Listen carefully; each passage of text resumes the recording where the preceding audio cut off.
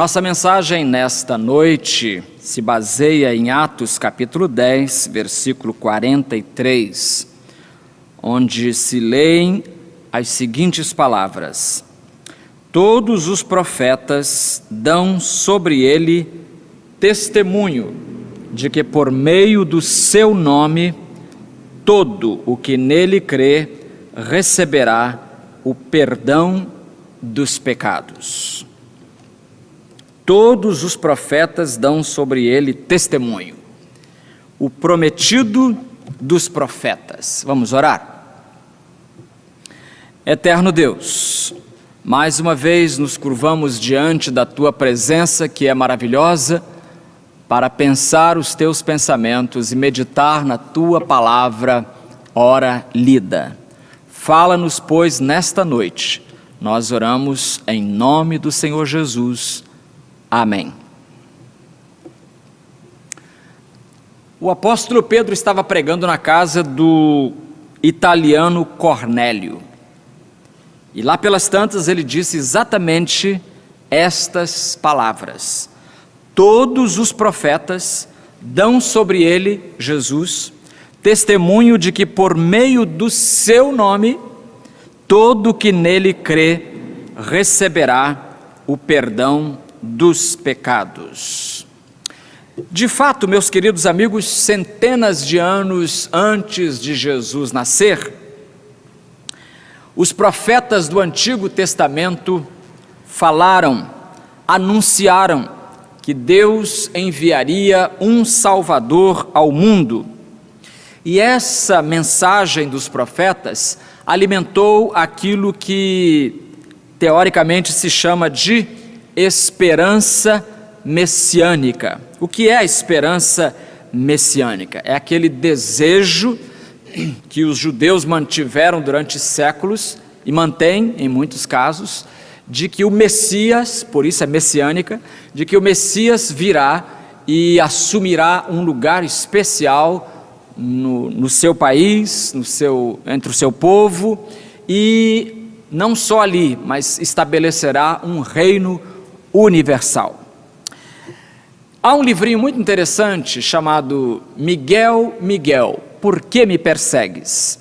É um livro escrito por um rabino chamado Miguel, ou Michel Esses é o nome dele, e ele se converteu a Cristo, ao Messias Jesus, porque ele ficou impressionado com as profecias do Velho Testamento falando sobre Jesus e o cumprimento dessas profecias no Novo Testamento. E então, ele diz que o grande argumento que o Espírito Santo de Deus usou na sua conversão foi o cumprimento das profecias messiânicas, transformando Jesus então em um ser, em um homem mais do que um carpinteiro. E essas profecias foram contadas por alguém, seriam 333 profecias. 333 profecias messiânicas que se cumprem em Jesus. Alguém vai dizer assim, mas isso é coincidência. Aí, para tentar desmontar ou desconstruir o argumento de que seria pura coincidência, um matemático chamado Peter Stoner responde usando o princípio da probabilidade. Então, funciona assim o princípio, eu copio aqui o que ele escreveu. Suponhamos que fossem, em vez de 333 profecias, fossem apenas 8 profecias. Segundo ele, as chances de que uma pessoa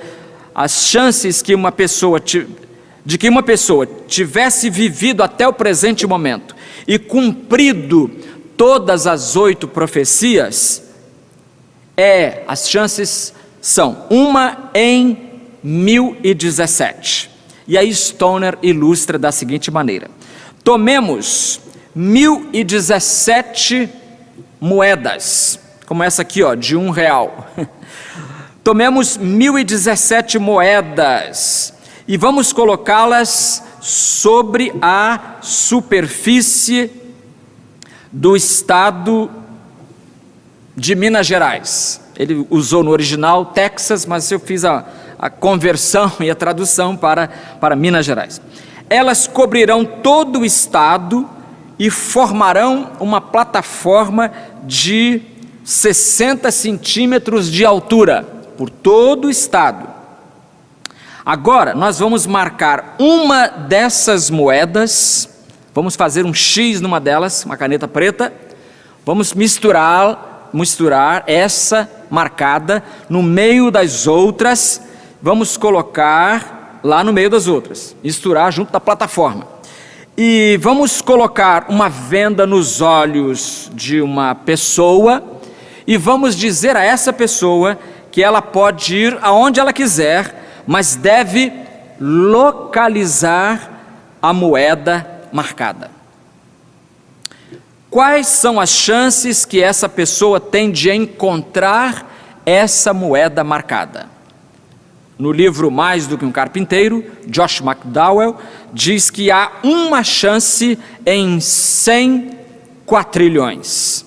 100 quatrilhões é um número difícil até para a gente imaginar. É o número 1 seguido de 17 zeros. 1 mais 0, 0, 0, 0, 0, 0. 17 zeros. Em outras palavras, como diria o carioca na sua sabedoria malandra, é ruim, hein, que ele vai encontrar. Não vai mesmo. Mas essa operação toda é só para o caso de ele haver cumprido 8 profecias. Só que no Antigo Testamento nós não temos só 8 profecias. Nós temos 333 profecias falando de como vai ser a vida e a vinda do Messias. E ainda alguém duvida que ele seja Deus. Incrível. Eu não tenho condições, ninguém teria condições de analisar as 333 profecias numa mensagem, mesmo que fosse uma série de sermões. Mas eu selecionei 7 profecias nesta noite para nossa reflexão. Escolhi assim a esmo, porque não tinha como, são 333, então eu escolhi 7, e a primeira é o seguinte: os profetas falaram do local do nascimento de Jesus. Os profetas, especialmente um profeta chamado Miqueias, escrevendo 750 anos antes de Cristo, ele escreveu o seguinte em Miqueias 5:2: mas tu, Belém, a cidade de Belém aparecendo aqui, que ninguém conhecia quase, mas tu, Belém Efrata, embora seja pequena entre os milhares de Judá, entre os milhares de lugarejos, sairá de ti para mim aquele que reinará sobre Israel, cujas origens são desde os tempos antigos, mais ainda, desde os dias da eternidade. Ora, que rei tem os seus dias fincados lá na eternidade? Então, humanamente falando, é impossível ter essa precisão. Miqueias fala do local, Belém. E em Mateus capítulo 2, versículos de 1 a 6, nós temos o cumprimento dessa profecia. Eu gostaria de ler tanto a promessa como a promessa cumprida, o texto também, mas aí esse sermão passaria de 1 hora. Em segundo lugar, os profetas falaram do seu nascimento virginal. Aqui nós temos o texto de Isaías, capítulo 7, versículo 14. Pois o Senhor mesmo vos dará um sinal. A virgem ficará grávida e dará à luz um filho, e ele se chamará Emanuel. Lembra quando Jesus nasceu? A Bíblia diz, Mateus diz que ele recebeu o nome de Emanuel, que traduzido é Deus conosco.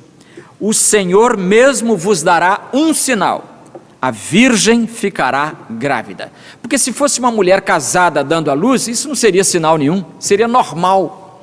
Então, para ser um sinal, tem que ser realmente uma virgem, uma moça que ainda é solteira, que não conhece um homem, não conhece na intimidade, ou uma mulher muito jovem que nunca se casou, para gerar um filho. E essa profecia, meus queridos, ela se cumpre quando o anjo Gabriel anunciou à jovem Maria de Nazaré que ela seria a mãe do Salvador, conforme Lucas 1, 26 a 35.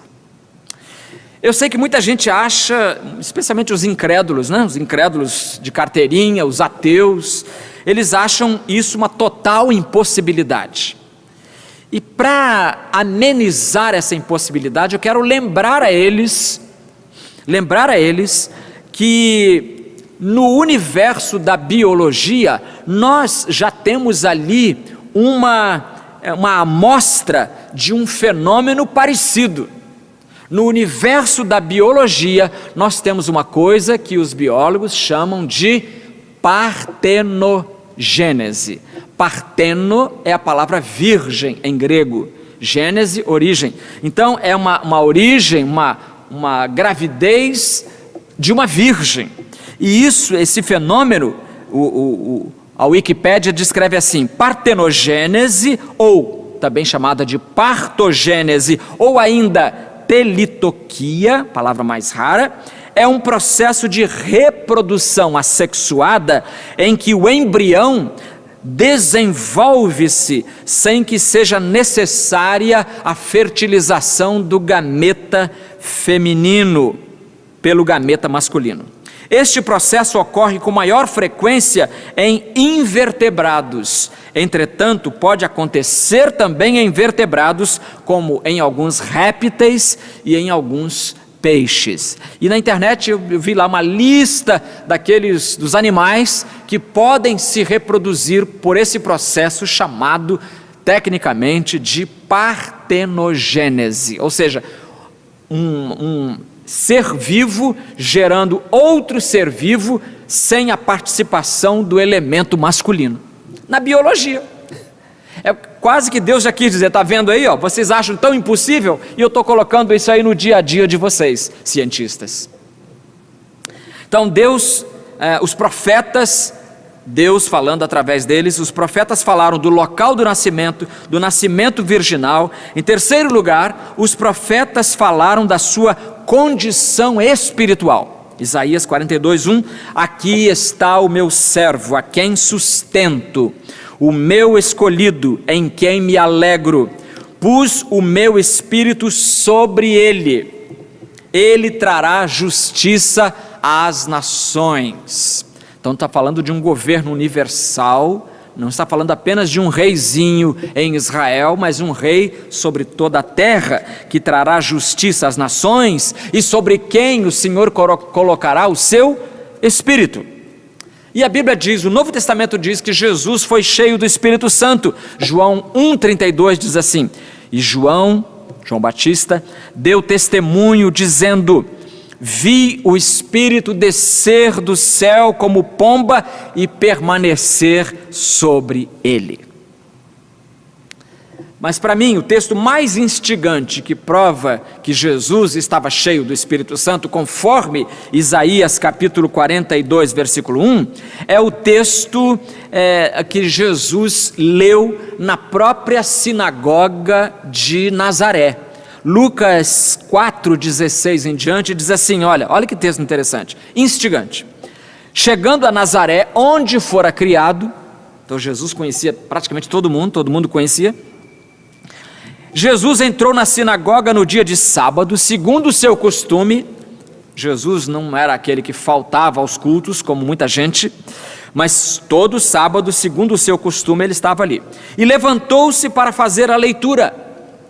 Entregaram-lhe o livro do profeta Isaías. Ele o abriu e achou o lugar em que estava escrito: o Espírito do Senhor está sobre mim. Aí ele está lendo Isaías 61. O Espírito do Senhor está sobre mim, porque me ungiu para anunciar boas novas aos pobres, enviou-me para proclamar libertação aos presos e restauração da vista aos cegos, para pôr em liberdade os oprimidos e para proclamar o ano aceitável do Senhor. Ano aceitável do Senhor é uma expressão para dizer perdão das dívidas materiais e espirituais. E fechando o livro, Jesus fechou o livro, devolveu-o ao assistente e sentou-se, e os olhares de todos na sinagoga estavam fixos nele. Olha a cena. Então ele começou a dizer-lhes assim: hoje se cumpriu esta passagem da Escritura que acabais de ouvir. Hoje se cumpriu esta palavra. O Espírito do Senhor me ungiu para anunciar boas novas aos pobres, enviou-me para proclamar libertação aos presos e restauração da vista aos cegos, e para pôr em liberdade os oprimidos, e para proclamar o ano aceitável do Senhor. Então, os profetas anunciaram o local, o nascimento da Virgem, a condição espiritual, e em quarto lugar, os profetas falaram da sua rejeição, o fato de que ele seria rejeitado. Isaías 53:3 é muito claro: ele foi desprezado e rejeitado pelos homens, homem de dores, experimentado nos sofrimentos, e como um de quem os homens escondiam o rosto. Ele foi desprezado e não lhe demos nenhuma importância. A rejeição de Jesus foi exatamente assim. A rejeição de Jesus pelo seu próprio povo se deveu ao fato de que a esperança messiânica sofreu aquilo que nós poderíamos chamar de deterioração conceitual. Ou seja, o conceito sofreu deterioração hermenêutica, digamos assim, porque colocaram essa esperança de um jeito, quando Deus queria que ela se realizasse de outro. O Messias, o povo passou a associar a figura dele com um político forte e vitorioso. O Messias faria os judeus livres de Roma, especialmente, e prósperos financeiramente. O Messias faria tudo isso, mas Jesus fez questão de não preencher esse perfil, e por isso foi rejeitado pelo povo e também pela liderança do povo, pelas autoridades religiosas. Veja, por exemplo, o que aconteceu no julgamento de Jesus. O que aconteceu ali dá uma boa ilustração dessa rejeição, como ela foi consciente, como ela foi pré-determinada. Olha só, Marcos 14, 61 a 64. Ele, porém, permaneceu calado, Jesus, e nada respondeu. E o sumo sacerdote voltou a interrogá-lo, perguntando: tu és o Cristo, o Filho do Deus bendito? O Cristo é a palavra grega, Christos, quer dizer ungido, que é a tradução da palavra hebraica Messias, que quer dizer ungido. Então, a pergunta seria assim: tu és o Messias, o Filho do Deus bendito? Jesus respondeu: eu sou. E vereis o Filho do Homem assentado à direita do Poderoso, vindo com as nuvens do céu. Então o sumo sacerdote, em vez de crer, fala: meus amigos, vejam, aqui está o Messias, ele está afirmando que ele é o Messias, então vamos abandonar nossas expectativas falsas de um Messias político e vamos ouvir o que esse homem tem a nos dizer. Mas não, o que ele fez? Mateus 14, 63, o sumo sacerdote rasgou as suas vestes, ou seja, num protesto, e disse: para que precisamos ainda de mais testemunhas? Acabais de ouvir a blasfêmia. Que vos parece? O que vocês acham? Uma pessoa que diz que ele é o Messias. E todos o condenaram como réu digno de morte. Como réu digno de morte. Eu acho isso muito triste. Mas há muita gente hoje ainda rejeitando Jesus, Mesmo Jesus dizendo para elas: eu sou o Messias, eu quero ser o teu Salvador, as pessoas rasgam as suas vestes e entram pela via da incredulidade e condenam Jesus como réu digno de morte. Quarta profecia, então, os profetas falaram de que ele seria rejeitado. Quinta profecia, das 7 que eu selecionei, os profetas falaram da sua entrada triunfal em Jerusalém. Meus irmãos, vocês lembram quando Jesus entrou, montado num jumentinho? Aí você lembra também de Zacarias, lá no Velho Testamento. Zacarias 9:9 diz assim: alegra-te muito, ó filha de Sião, exulta, ó filha de Jerusalém, o teu rei vem a ti, ele é justo, ou seja, reto, sem pecado, ele é justo e traz a salvação, ele é humilde e vem montado num jumento, num jumentinho, filho de jumenta. Porque era comum os reis entrarem nos cavalos, nos melhores cavalos do reino, cavalos selecionados pelos melhores criadores e pagos com dinheiro do palácio, cavalos que comiam a melhor cevada. Esse não, esse rei vem num jumentinho, que contrariaria todas as expectativas das pessoas. Zacarias falou isso. Zacarias 9:9 confirma Mateus 21, de 1 a 9. Então os profetas falaram da sua entrada triunfal de Jerusalém, inclusive com esse detalhe. Sexta profecia. Essa sexta profecia, cada frase que eu vou dizer dela aqui merecia um sermão, como eu disse no início. E a leitura também consequente da promessa sendo realizada. No entanto, eu vou ler, mencionar e vamos em frente. Os profetas, em sexto lugar, falaram da sua morte. E falaram da sua morte em detalhes que a gente fica impressionado com a fidelidade do cumprimento das Escrituras. Por exemplo, eu separei aqui 12 frases, 12 detalhes da profecia sobre a morte de Jesus. Disseram que ele seria vendido por 30 moedas de prata, Zacarias 11:12, 30 moedas de prata, e Judas vendeu Jesus por 30 moedas de prata, conforme se lê em Mateus 26, 14 e 15, os profetas disseram que seus discípulos o abandonariam, Zacarias 13, 7, e isso aconteceu em Mateus 26, 56, os profetas disseram que ele ficaria mudo diante dos seus acusadores, e você acabou de ouvir a leitura que eu fiz de Marcos 14, 61, lá em cima, que diz que ele, porém, permaneceu calado e nada respondeu. Os profetas profetizaram que as suas mãos e pés seriam traspassados, Salmo 22, 16, e você sabe que Jesus crucificado, ao ser crucificado, ele teve os seus pés e mãos perfurados pelos longos cravos, longos pregos, para pregar o seu corpo na cruz. Os profetas previram que ele seria crucificado junto com malfeitores, Isaías 53, 12, isso se cumpre em Marcos 15, 27 e 28. Os profetas previram que as pessoas zombariam de Jesus, Salmo 22, 7 e 8. Cumpriu-se em Mateus 27, 41 e 43. Os profetas disseram que suas roupas seriam sorteadas. Veja que detalhe. Disseram que suas roupas seriam sorteadas, Salmo 22, 18. Assim aconteceu, João 19, 23.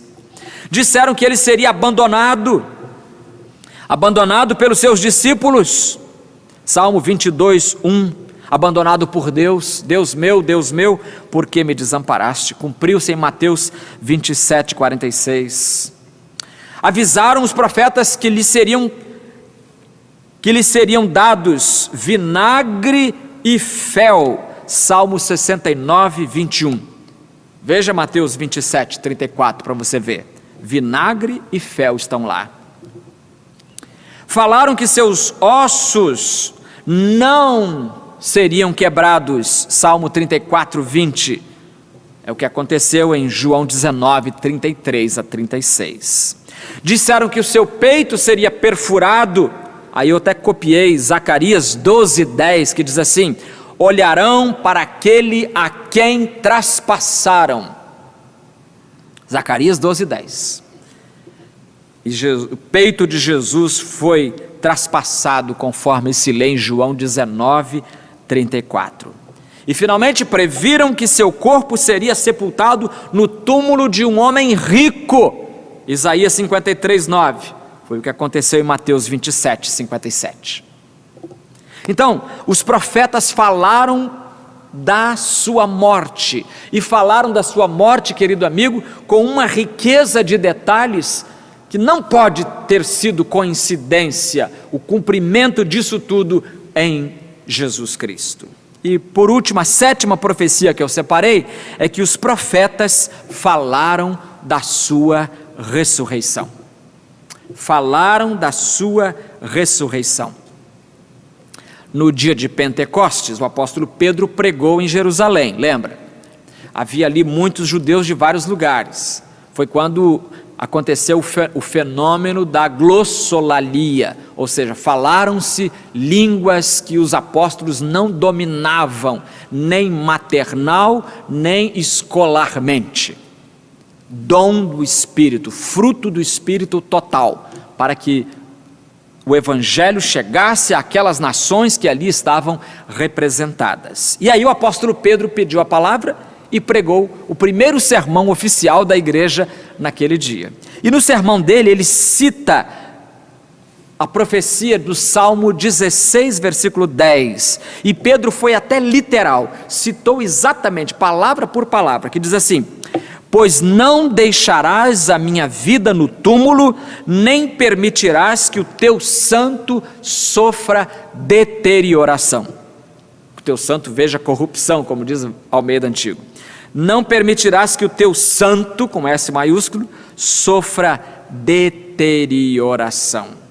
Atos 2, 27, citando Salmo 16, 10. Então a ressurreição de Jesus também foi predita pelos profetas do Antigo Testamento. Então, eu queria terminar perguntando a você, mas peraí, por que isso é importante? Eu sei que estamos celebrando o Natal, essa semana vem o Natal aí, e a gente vai pensar no nascimento de Jesus, o prometido dos profetas.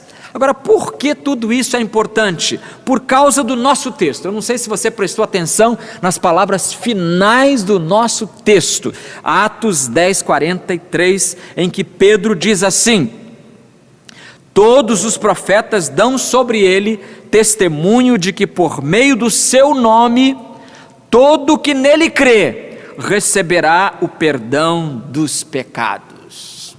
Ah, meus queridos amigos, as profecias messiânicas se cumpriram em Jesus, mas tudo isso, o mencionar tudo isso seria apenas um exercício intelectual inconsequente, não levaria a lugar nenhum, se a gente não atentasse para o final da frase: todo que nele crê receberá o perdão dos pecados. Todo que nele crê, os profetas falaram isso, falaram que ele viria para perdoar os nossos pecados, e eu gostaria que você nesta noite experimentasse o perdão de Deus. Através de Cristo você consegue ser perdoado. Veja que o cristianismo não esconde a nossa culpa, ele as identifica as nossas culpas, mas ao mesmo tempo providencia a remoção dessas culpas pelo perdão que Cristo Jesus nos oferece. E eu espero que você nesta noite se aproprie do perdão de Deus. Curve a sua cabeça. Ó Deus e Senhor, nós te louvamos pela vitória de Cristo na cruz do Calvário. Obrigado porque os profetas foram instruídos pelo teu próprio Espírito a registrar séculos antes, até pormenores da vida do teu Filho e da sua morte e da sua ressurreição. tudo isso para que obtivéssemos o perdão dos nossos pecados. Perdoa, Senhor, os nossos queridos irmãos e amigos que nesta noite se aproximam de Ti com um espírito contrito e arrependido. Dá-lhes pureza em seus corações. Limpa tudo, Senhor. Em nome de Cristo nós oramos. Amém.